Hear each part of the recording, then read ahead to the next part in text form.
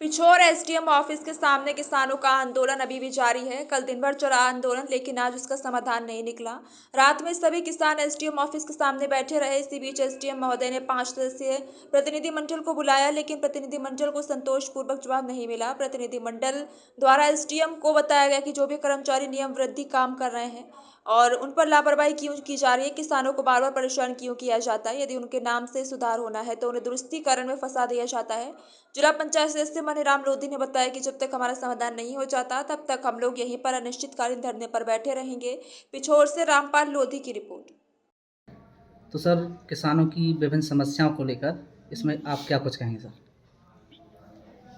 ये किसानों की मांगों को लेके जिला पंचायत सदस्य ये श्री मनीराम लोधी जी द्वारा 26/11/24 को यहाँ एक 22 बिंदुओं का ज्ञापन दिया गया था और उसमें उन्होंने और पत्र होता है। पहले तो एसडीएम महोदय यही बात को जवाब दे दें हमें, और ये अन्नदाता किसान जो बैठे हैं राजपुर के और दबिया गोविंद के घटबरा के, इनकी तो पूरी की पूरी ज़मीनें और हिनौतिया के लोगों की पूरी ज़मीनें ही खराब कर दें अब दुरुस्ती में कई सालों से।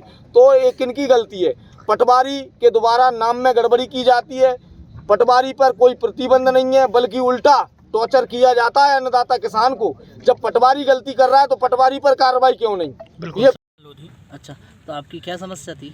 समस्या ये है सर कि पटवारी ने और तहसीलदार ने जो भी करके मिलके मतलब गवर्नमेंट के नियम के विरुद्ध कार्य कर दिए, और इनकी जब कार्रवाई की कह जा रही है, अभी हमें बुलाया गया था तो मैंने साहब से कहा कि साहब आपने कार्रवाई क्यों नहीं करी इन पर, जब आपके सामने स्पष्ट हो चुका है कि धारा 115 के तहत बिना कलेक्टर की अनुमति के आप दुरुस्तीकरण नहीं कर सकते। तो आपने कलेक्टर की तो छोड़ो, वो भी कौन कर सकते, एसडीएम साहब कर सकते, और वो तहसीलदार साहब ने कर दी। दूसरी, जब गजट आ जाता है कोई भी सड़क का, राष्ट्रीय राजमार्ग का, तो उसके बाद वो नंबरों पर कोई दुरुस्तीकरण संभव ही नहीं है, और गजट आने के 2 माह बाद उस पर दुरुस्तीकरण कर दिया गया। जब इसी से संबंधित हमने बंटवारे का मैटर रखा तो उन्होंने लिख कर क्या दे दिया उस पर कि अब गजट आ गया है, आपका बंटवारा नहीं हो सकता। अब एक साइट आप बोल रहे बंटवारा नहीं हो सकता और दूसरी साइट आप स्वयं कर चुके, अब उसे सुधार भी नहीं रहे आप और बंटवारा भी नहीं कर रहे, और कार्रवाई की कही जा रही कि सर अगर गलत किया है, आपको पता चल गया कि गलत है, तो आप उस पटवारी पर कार्रवाई करें। उन्होंने क्या ये स्वीकार किया है कि गलत हुआ है? हाँ, उन्होंने स्वीकार किया है गलत हुआ है। तहसीलदार साहब ने दिन कहा था कि मेरे से गलती हो गई एक बार, अब मैं जानबूझकर दूसरी गलती नहीं कर सकता। अब गलती हो गई तो उस पर कार्रवाई करें ना आप, जिसने गलती की, लेकिन उसे बचाया जा रहा है, उस पर कोई कार्रवाई नहीं की जा रही। और उनसे रिपोर्ट ही मांगी गई, सर हमने आप आवेदन दिया तो आपने क्या जांच की इसकी कोई रिपोर्ट हमें दें, तो उसकी कोई रिपोर्ट नहीं दे रहे। बोले वो सब सही था, अगर सही था तो फिर गलत क्या था?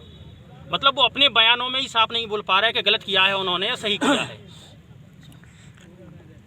लिखा कि इस विभाग की ये समस्या है, उसमें लिखा है कि जैसे स्कूल नहीं खुलते, इस टाइप से है। नामांतरण अन्नदाता किसानों में निःशुल्क होना चाहिए, तो नामांतरण है निःशुल्क होते हैं। जो शासन से निर्धारित शुल्क है वही ऑनलाइन का शुल्क लगता है, बाकी कोई शुल्क नहीं लगता। सीमांकन है उसमें भी निर्धारित शुल्क है, वही लिया जाता है। और बाकी विभागों का है, इसमें बिजली विभाग का है, सिंचाई विभाग का है। तो इसमें इन्होंने विभिन्न विभागों के लिए लिखा था कि किसानों की समस्या सुनी जाए। हमने तत्समय ही सभी विभागों को पत्र लिखकर उनकी जो भावना है उससे संबंधित में अवगत करा दिया गया कि आप लोग कार्रवाई करें, और हमने भी अपने स्टाफ को बता दिया गया था, तहसीलदार साहब लोगों को भी हमने बता दिया था। और चूंकि वो लोग अभी राजस्व अभियान भी चल रहा है, तो हमारे यहाँ राजस्व विभाग में हम लोग राजस्व से संबंधित जो समस्याएं हैं उनका शीघ्र निराकरण कर रहे हैं। और अभी अभियान के दौरान काफ़ी संख्या में नामांतरणों का निराकरण किया गया है। सीमांकन भी हमारा राजस्व अभियान में शामिल है, सीमांकन भी किया है, इंदिरा दुरुस्ती के भी प्रकरण निराकृत किए हैं, और निरंतर हम लोग प्रकरणों का निराकरण कर रहे हैं। किसानों की जो भी समस्याएं हैं तो उनको हम शीघ्र निराकरण की कार्रवाई कर रहे हैं। सभी विभाग हमारे ब्लॉक स्तर के भी हैं, उनको भी निर्देशित किया गया है। किसानों की समस्या हमारी प्राथमिकता है, उनको हम शीघ्र निराकरण करते हैं। अच्छा सर, खाद वितरण भी हम लोग, हमारे तहसीलदार साहब सुबह 5:30 बजे किसानों को विधिवत तरीके से लाइन लगाकर वितरण कराते हैं। किसानों की समस्याओं के लिए हम लोग हर समय तत्पर निराकरण के लिए रहते हैं। अच्छा सर, जो धरने पर उपस्थित किसान हैं उन्होंने ये बताया है कि कई सालों से जो ज़मीनी दुरुस्ती की जो फाइल लगी हुई है वो कहीं ना कहीं तहसील से गुम हो जाती हैं, उनका सीधा ये आरोप है। नहीं, सभी फाइलें नहीं हैं, कुछ फाइलें हो सकती हैं। पहले एक हमारे जो रीडर थे उनकी मृत्यु हो गई, तो उसको भी हम विधिवत सूची बना के सभी को सूचित कर देंगे। और ऐसा नहीं है कि सभी फाइलें मिस हो गई, कोई एक आध लोगों की, किसानों की कोई फाइल हो सकती है, तो उसको भी हम दोबारा से मतलब तैयार करके और निराकरण की कार्रवाई कर रहे हैं। ऐसा नहीं कह सकते कि सभी लोगों की फाइलें गुम हैं, हमारे यहाँ प्रकरण चल रहे हैं और हम लोग कार्रवाई कर रहे हैं। सर, गौचर की भूमि है जो कई पंचायतों में गौचर की भूमि है और वो अतिक्रमण मुक्त नहीं हो पाई है अभी तक, कई वर्षों से अतिक्रमण है उस पर। नहीं, हम लोग निरंतर इसके लिए जहाँ जहाँ गौशालाएँ हैं, शासन के भी और कलेक्टर सर के भी निर्देश हैं कि जहाँ जहाँ गौशालाएँ हैं उनके आसपास चरनोई ज़मीनों से अतिक्रमण हटाए जाएँ। तो उसको हम लोगों ने चिन्हित किया है और हटाने की कार्रवाई तहसीलदार साहब लोग कर रहे हैं। उन्होंने अपने यहाँ 248 के प्रकरण दर्ज कर कार्रवाई की जा रही है। अच्छा सर, ग्राम शीघ्र चरनोई ज़मीन को वहाँ जहाँ गौशाला है वहाँ तो कम से कम मुक्त किया जाए। अच्छा सर, ग्राम पंचायतों में हालांकि मीडिया के माध्यम से भी ये सर्वे किया गया, तो सर कहीं कहीं गौशाला हैं तो विधिवत रूप से संचालित नहीं हो पा रही हैं। हाँ, अभी सभी जगह गौशालाएँ पूरी संचालित नहीं हैं, उनमें कोई दिक्कत है, अभी पानी की समस्या है, लाइट की है, इस तरह की प्रॉब्लम है। तो उसको कंप्लीट करके सभी गौशालाओं को ग्राम पंचायतों के माध्यम से शीघ्र ही चालू करवाने की कार्रवाई की जा रही है। कुछ ग्राम पंचायतों में सर राशन को लेकर भी किसानों की, जो हितग्राहियों की, उनका भी कहना है कहीं ना कहीं 1-2 किलो करके कम दिया जाता है। कम दिया जाता है, हम शीघ्र कार्रवाई करते हैं उसमें, और अभी हमने FIR भी कराई हैं और जिन ग्रामों का किसान बताते हैं हम वहाँ की तुरंत जांच करा के अभी जो नवीन पात्रता पर्ची बनी है उसका राशन पंचायत में आया लेकिन दिया नहीं जा रहा है, KYC के नाम पर। नवीन पात्रता पर्चियों का राशन अभी आया नहीं है, उस पे तो अपलोड दिखाई दे यदि रहा है। अपलोड आ रहा है तो वो वितरण करेंगे, यदि नहीं करते हैं, कहीं की समस्या है तो आप अवगत कराएं हमें, वहाँ हम चेक कराएंगे। उनको सुधार के लिए वर्षों सालों कई सालों यहाँ चक्कर लगाने पड़ रहे हैं। और इसके अलावा हमारा किसान यहाँ गौ माताओं से भयंकर परेशान है। जो भारत देश में गौ माता हैं और मध्य प्रदेश सरकार ने काफ़ी पैसा खर्च किया है, लेकिन आज दिनांक तक वो गौशालाएँ संचालित ना होने से हमारी गौ माताएँ सड़कों पे घूम रही हैं और किसानों को नुकसान पहुंचाती हैं।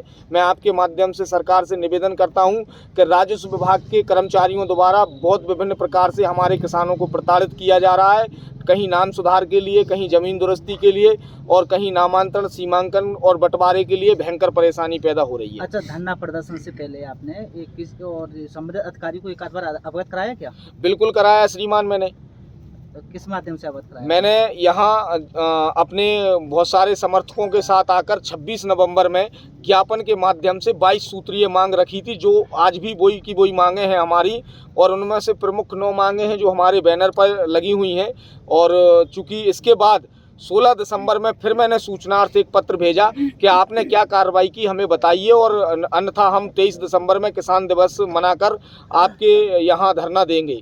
अच्छा, तो आपने कितने बजे से धरना पर बैठे हुए हैं? पहले तो हमने माँ बीजासेन माता मंदिर प्रांगण में आकर और माँ से आशीर्वाद लेकर और किसान जो अन्नदाता किसान की चित्र पर माल्यार्पण कर और वहाँ पर कार्यक्रम किया, और कार्यक्रम करने के बाद हम 2 बजे से SDM कार्यालय के सामने धरने पर बैठे हैं। अच्छा, 2 बजे से आप बैठे हैं, अभी तक कोई संबंधित अधिकारी क्या कुछ आश्वासन मिला आपको?